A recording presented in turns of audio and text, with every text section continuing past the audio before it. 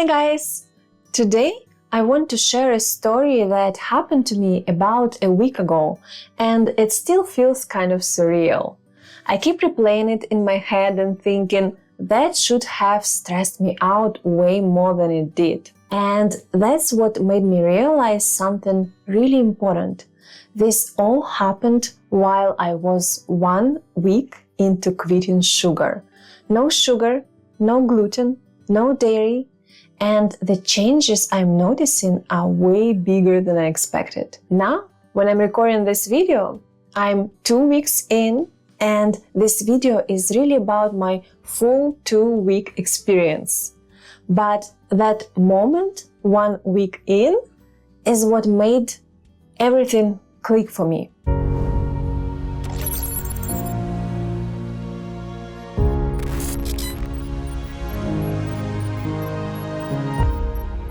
And before I tell you the story, you need to understand something about me. I am not a super calm person at all. I'm usually pretty anxious. I overthink a lot. I like to control things. If something goes wrong, my brain usually goes straight into stress mode. I don't stay calm easily. So what happened that night was not normal for me at all. Let me start from the story. We were going to record this new mix. You guys know my elevated bass music thing? Bass music, singing bowls, scratching, the whole ritual vibe. I was going with my friend, who is a handpan player for this recording, and the day already started kind of off. Like from the morning he was stressed, he had resistance. He told me about this whole situation where he went to Guitar Center because they said they had what he needed, and then he gets there and they're like, oh, sorry, we don't have it. So his mood was already like really frustrated and annoyed. And he was even asking me if we should postpone the shoot, but we already had the videographer booked, and the guy was leaving for Chicago for a whole month in a few days, so we really didn't have another chance. So we are driving to the location, and the whole time I'm like, wait, this isn't the way I planned. I had the Google Maps, I had the exact place in my head, I knew where I wanted to go. So I called him, I'm like, I think we're not going at the right place. And he's like, no, I know where to go, I've been there 1 million times, I don't need a map, just follow me. And I was trying to be this evolved person, like trust people, trust the world, trust God, surrender. So I literally turned my map off and I followed him. And of course we arrived at the wrong location. It's not the place I originally planned, and it's not the place I showed him either. And in my head I'm like, okay, whatever, maybe it's still meant to be, we'll make it work. There is not enough time to go to a different place because it's 1 hour away, the one that I initially planned. So we have to stay here and shoot where we are. And what's funny is the videographer actually ended up not being able to get to the original spot anyway because the road was blocked.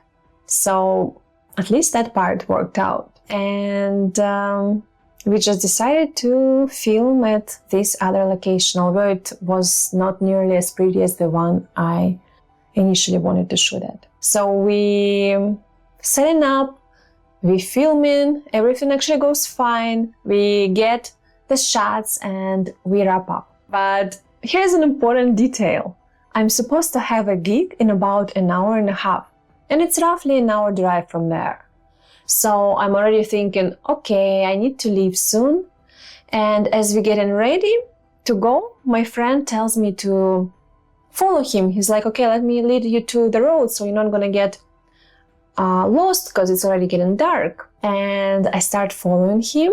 And while I'm driving, I remember thinking to myself, if I was on my own, I wouldn't go this way. Like I would go to the right, I wouldn't go straight where he's going.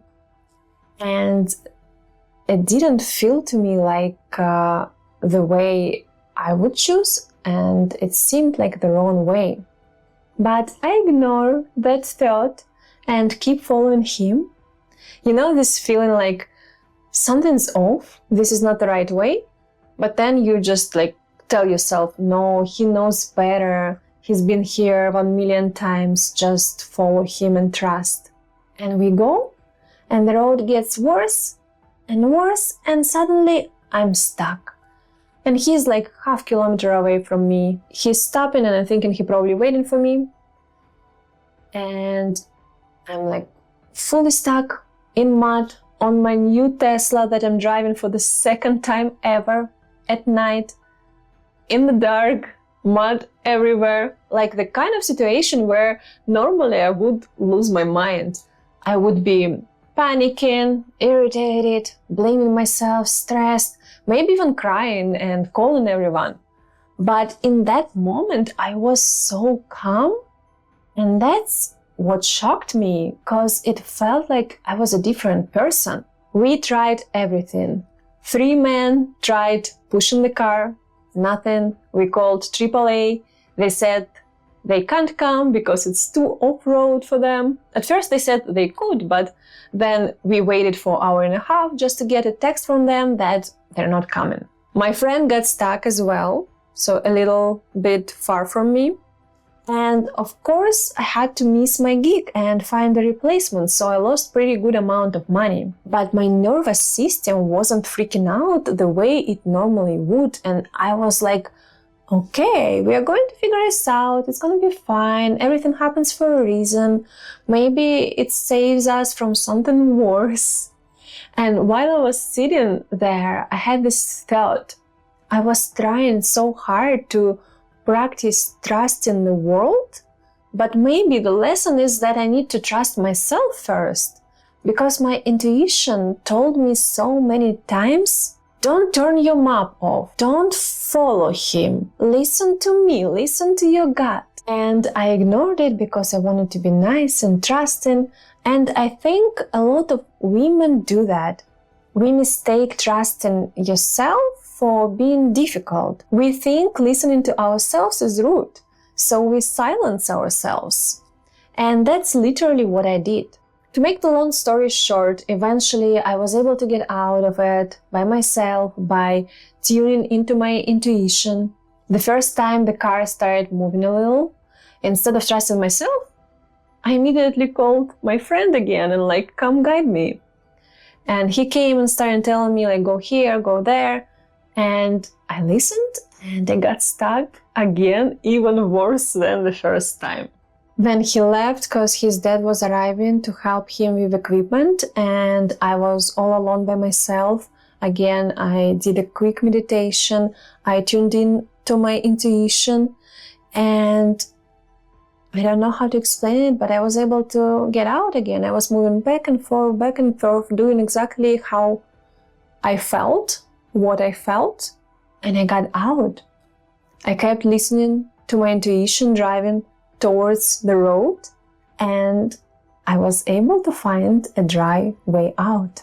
And this is going to sound pretty spiritual, but it's how it felt. It felt like that whole day was his reality. Resistance in the morning, the store not having what he needed, things going wrong, stress, and by following him, by turning my map off, by ignoring my intuition, I kind of connected to that frequency, which was not mine to begin with.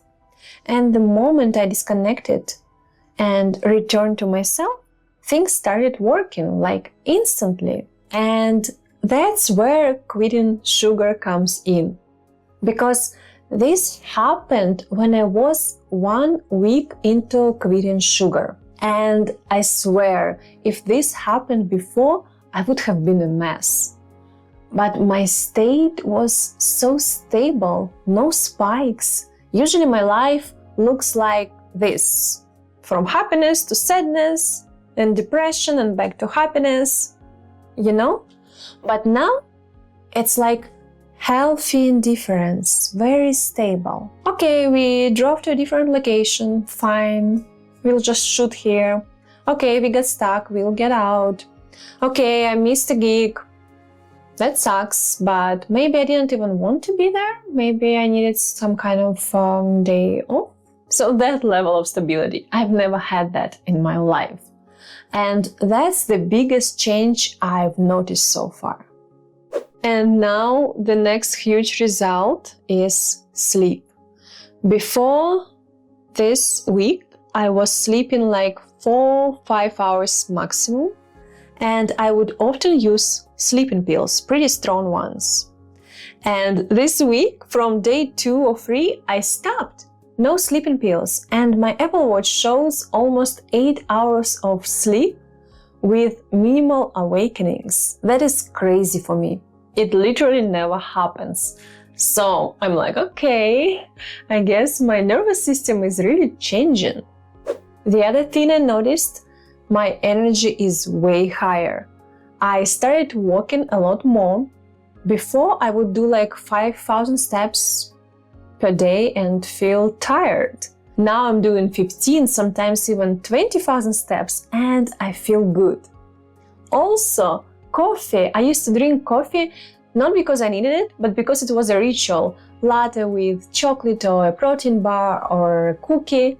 So once I removed sugar, the craving for coffee basically disappeared because I don't eat that stuff anymore. So now I don't need coffee anymore. First couple of days I drank matcha one day and coffee another day, just out of habit. And then I realized that I don't really need it. My energy is better without it. Let me tell you what I've been eating, because I know people always ask that.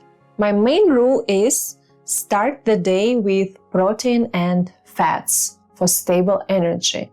For breakfast, I usually have eggs or omelette made with eggs and some soy milk, half an avocado, sometimes a salad or like some tomatoes, sometimes a little cod liver. I really like it, but only a small amount because it's super fatty, but it's so good. But it's a Russian thing, so I don't feel like many Americans would enjoy it. And sometimes I would also add sauerkraut that I make myself. For lunch, I normally have fish with grains like quinoa or buckwheat, and plus some kind of veggies. And for dinner, I have meat, either steak or lamb or chicken with grains again, and salad. Salad I make just greens, tomatoes, white wine, vinegar, and olive oil. On the day 1, I made a mistake and I used balsamic vinegar, but then I found out that it actually has sugar in it, so I stopped using it and now use white wine vinegar instead. I also found this bread that is literally just buckwheat and water, and it's actually pretty good. Like, it's not as amazing as like some wheat bread, but still it works for me right now. And sometimes I would add rice cakes as well. And for salads, I also made this beet salad with arugula and walnuts, was really good. And for snacks, I usually have different kinds of nuts. And to be honest, it's been pretty comfortable. I barely had cravings. I feel like I have more cravings on the week 2 right now, but it could also just be connected to my period cycle. So during second week, I started getting bored of eating the same foods. So I began experimenting.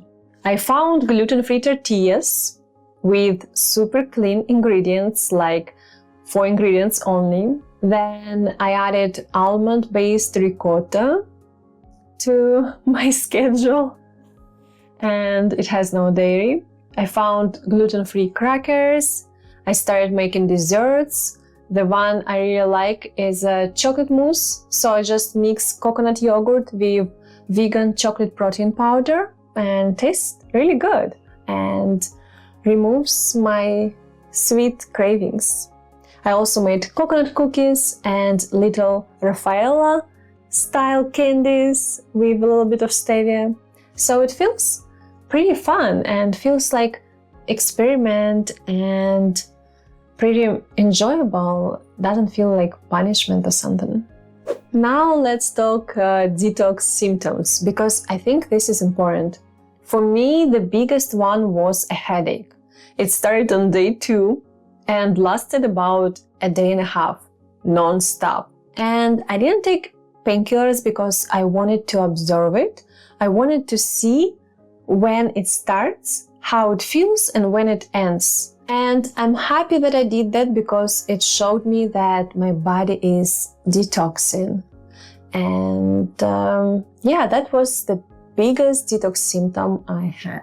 Some common detox symptoms people might experience when quitting sugar can also be fatigue, irritability, brain fog, changes in digestion, cravings, mood swings at first, trouble sleeping at first, although for me it became better, but for some people it gets worse first. But these symptoms go away pretty quickly and it's worth to wait. So here's my advice: eat enough protein, eat enough fats, drink water, and don't judge yourself. Your body is literally rewiring. So if you want to try the non-sugar lifestyle, that would be the main things that will help you. I'm not doing this challenge alone. I announced it on TikTok and some people from my community joined me. And they're also seeing results in energy, in weight, mood, focus. And this is just first 2 weeks. That's why I'm excited. I really want to see what happens in a full month. If you are thinking about quitting sugar or you've been struggling with anxiety, mood swings, energy crashes, I just want you to know that 1 week only can already change a lot. So leave a comment if you want me to share the rest of my experience, some recipes, and what I'm doing daily. And subscribe if you want more because I'm documenting this in real time. I will see you in the next video. Bye bye!